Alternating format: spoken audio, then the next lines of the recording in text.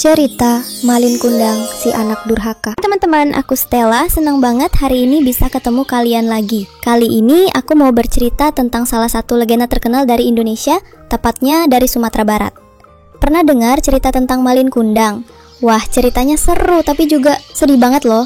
Kita mulai dari tempat yang cantik banget. Ini dia Rumah Gadang, rumah adat Minangkabau yang penuh sejarah. Dahulu kala, hiduplah seorang ibu yang sangat sayang kepada anak laki-lakinya. Namanya Malin. Mereka tinggal berdua saja di sebuah rumah kecil di desa. Hidup mereka tidak kaya, tapi penuh kasih sayang. Setiap hari, Malin membantu ibunya menjemur pakaian, memasak, dan kadang membantu di ladang. Ibunya selalu tersenyum walau hidup mereka serba pas-pasan. Saat Malin mulai beranjak remaja, ia merasa ingin mengubah nasib. Dia ingin merantau ke kota atau negeri seberang agar bisa mendapatkan kehidupan yang lebih baik. Ia bilang, "Bu, aku ingin mencari pekerjaan agar ibu bisa hidup nyaman."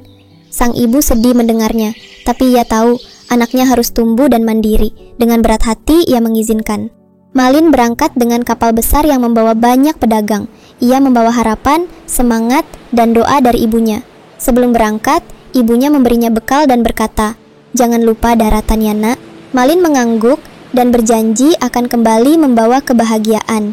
Tahun demi tahun berlalu, Malin bekerja keras dan usahanya membuahkan hasil. Ia menjadi pedagang sukses, bahkan menikahi wanita dari keluarga kaya.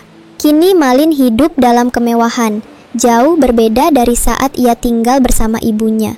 Tapi di balik itu semua, ada satu hal yang mulai ia lupakan. Di kampung halaman, sang ibu masih menunggu. Setiap pagi ia berjalan ke tepi laut, memandang kapal-kapal yang datang dan pergi, berharap salah satu dari mereka membawa pulang anaknya. Meski rambutnya mulai memutih dan tubuhnya lemah, hatinya tetap penuh harap. Sampai suatu hari, sebuah kapal besar merapat ke pelabuhan desa. Ternyata itu kapal Malin. Ibu Malin sangat gembira. Ia berlari dengan tertatih-tatih ke pelabuhan.